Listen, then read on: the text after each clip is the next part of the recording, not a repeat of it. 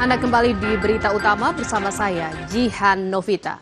Saudara warga Cikande, Kabupaten Serang, Banten dibuat panik dengan paparan radiasi cesium 137. Rumah mereka yang berlokasi di dekat kawasan industri membuat mereka rentan terpapar zat berbahaya tersebut. Meski tak kasat mata, namun paparan radiasi ini berbahaya bagi tubuh. Lalu apa penyebab radiasi ini tersebar di sejumlah lokasi dan bagaimana paparan radiasi ini bisa diketahui? Saudara, terungkapnya paparan radiasi di Cikande ini bermula dari temuan udang yang terkontaminasi zat radioaktif. Otoritas Amerika Serikat menemukan paparan zat radioaktif cesium 137 pada udang beku asal Indonesia awal Agustus lalu, di mana udang beku diketahui berasal dari PT Bahari Makmur Sejati di Cikande, Banten. Lalu otoritas Amerika Serikat pun menolak karena produk udang beku asal Indonesia tersebut terkontaminasi zat radioaktif yang berbahaya.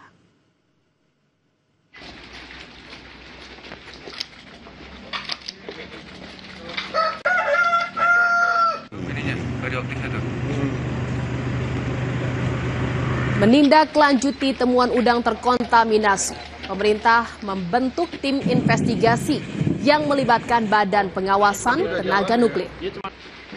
Penelusuran membawa tim gabungan ke kawasan industri modern Cikande.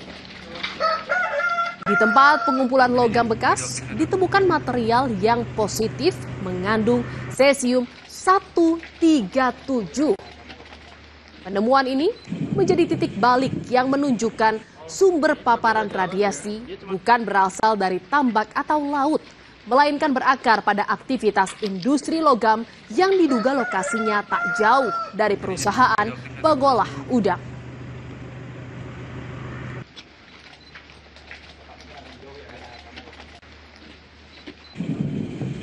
Kalau yang sekarang, karena memang itu scrap metal ya, sudah dalam bentuk padat, untuk saat ini padat.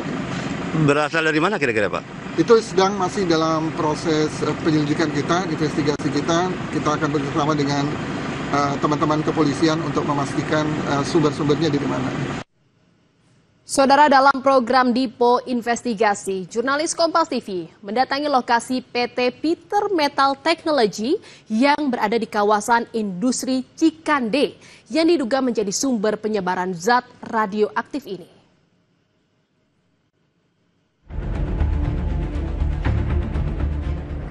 Dan saudara, di depan saya adalah PT Peter Metal Technology yang diduga menjadi sumber paparan radiasi radioaktif cesium 137 yang kemudian menyebar ke PT BMS yang tadi hanya kurang lebih berjarak 3 km dan paparannya ini terjadi melalui airborne ataupun udara. Dan informasi yang kami dapatkan juga saudara bahwa PT PMT ini menjadi tempat lokalisasi material lebih dari 300 ton yang sudah diperoleh oleh Satgas Penanganan Paparan Cesium 137. Artinya memang nampaknya ini salah satu zonasi yang cukup berbahaya dan berpotensi memaparkan radiasi. Oleh karena itu saya akan menggunakan masker saudara untuk menjaga keamanan. Saya akan coba mendekat saudara untuk melihat seperti apa ataupun sebanyak apa material yang kemudian sudah diamankan oleh pihak Satgas yang memang mengandung ataupun terkontaminasi cesium 137. Material yang mana, Pak? Yang karung putih ya? Iya. Oke. Mungkin dari sini dulu. Oke.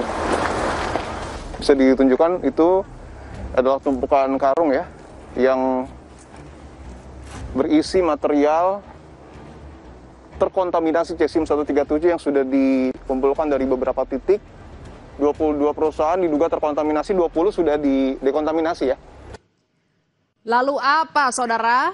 Zat radioaktif cesium 137 itu, Badan Riset dan Inovasi Nasional atau BRIN menyebut cesium 137 adalah unsur radioaktif yang dihasilkan dari reaksi fisi nuklir. Cesium-137 memancarkan radiasi beta dan gamma yang dapat berbahaya bagi tubuh manusia apabila tidak ditangani dengan benar. Zat radioaktif ini juga mudah larut dalam air sehingga mengkontaminasi lingkungan dan bisa masuk ke rantai makanan maupun tubuh makhluk hidup. Dan saudara, dalam program Dipo Investigasi juga mendatangi Kampung Sadang dan mengikuti dekontaminasi di kawasan industri modern Cikande yang masuk zona merah paparan radioaktif. Saudara, saya berada di Kampung Sadang, Desa Sukatani, di sekitar area kawasan industri modern Cikande yang saya akan tunjukkan, saudara. Salah satu bagian di dalam sana adalah zona merah karena ditemukan material yang kemudian terpapar radioaktif Cesium-137.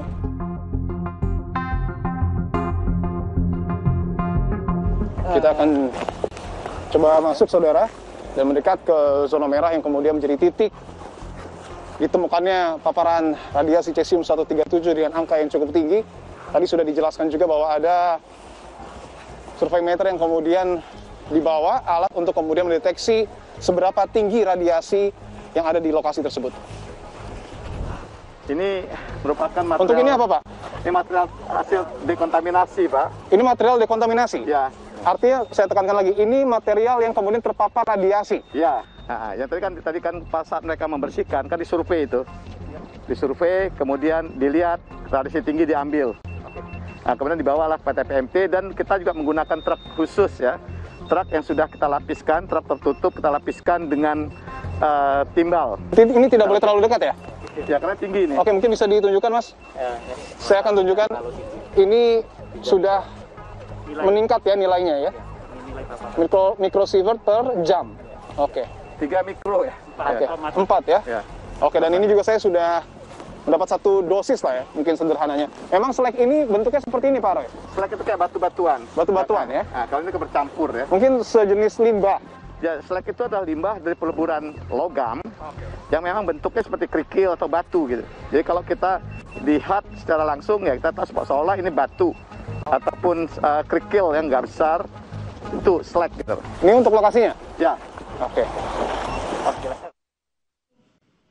Saudara, meski wujudnya tak kasat mata, namun paparan zat radioaktif ini disebut berbahaya bagi kesehatan. Dilansir dari Alo Dokter, jika terpapar zat radioaktif ini, maka bisa saja terjadi kerusakan jaringan dan organ pada tubuh kita. Radiasi tersebut merusak sel-sel sehat, terutama di bagian tubuh yang banyak menyerap Cesium-137, seperti otot, kulit, hingga sumsum tulang. Kerusakan bisa berupa peradangan, luka pada permukaan organ, hingga kematian sel. Salah satu dampak terbesar dari paparan zat radioaktif ini adalah meningkatnya risiko terjadinya kanker. Kanker yang sering dikaitkan dengan paparan ini adalah kanker darah dan kanker tiroid. Dan saudara, jika paparan radiasi ini terus-menerus masuk ke tubuh, zat radioaktif ini bisa menumpuk dan menyebabkan berbagai masalah kesehatan dalam jangka yang panjang. Efeknya bisa berupa penyakit kronis yang tidak langsung terlihat seperti gangguan fungsi organ, menurunnya sistem kekebalan tubuh, atau bahkan perubahan pada gen atau kerusakan genetik. Paparan ini sangat rentan bagi ibu hamil, bayi, dan juga anak-anak. Dan saudara, akibat paparan yang meluas, warga pun resah. Mereka tak tahu apa yang harus dilakukan karena minim pengetahuan terkait radioaktif. Mereka hanya melihat sejumlah orang memakai masker dan baju pelindung, namun tak menjelaskan apa yang terjadi. Pemerintah pun akhirnya menetapkan status kejadian khusus cemaran radiasi di kawasan industri modern Cikande, saudara. Sehingga pemerintah harus merelokasi sementara warga di Kampung Barengkok, Desa Sukatani, Kecamatan Cikande ke Kampung Saga untuk menjamin kesehatan dan keselamatan mereka. Selain direlokasi sementara, warga juga dilakukan cek kesehatan 19 kepala keluarga dengan total 64 jiwa mengikuti pemeriksaan kesehatan di Puskesmas Cikande. Dan dalam wawancara di program Dipo Investigasi, salah satu mantan pegawai PT PMT yang menjadi satu dari 9 orang yang terpapar zat radioaktif meski telah melakukan cek kesehatan. Namun, ia tak mengetahui hasil tes tersebut. Saya di rumah itu dipanggil HRD suruh berobat. Jalan katanya berobat, biasalah, kurang tahu. Pas saya datang ke puskesmas itu langsung diperiksa di lab, diambil darah lah. Oke. Kurang tahu sih hasilnya apa tuh. Itu kurang tahu saya, masalahnya itu diperiksa itu, dicek darah itu masalah hasilnya belum keluar. Kalau misalnya hasilnya keluar, misalnya ada gitu. Ini mah nggak ada hasilnya. Diambilin darahnya doang, berapa kali tuh? 2 kali kalau Dua kali diambil darah tapi belum ada hasilnya. Berdasarkan nggak ada sih, biasa aja. Tidak ada sama sekali? Nggak ada. Setelah diperiksa disuruh minum obat mungkin Pak? Nggak, tunggu dulu pas 3 hari itu baru ke Serpong, cek darah lagi, baru kasih obat. Saudara, paparan radiasi berbahaya di Cikande terdeteksi. Namun, masyarakat seolah tak tahu menahu bahaya yang harus mereka hadapi. Sudah sepatutnya regulasi dan pengamanan kawasan industri dievaluasi agar kejadian serupa tak kembali terulang.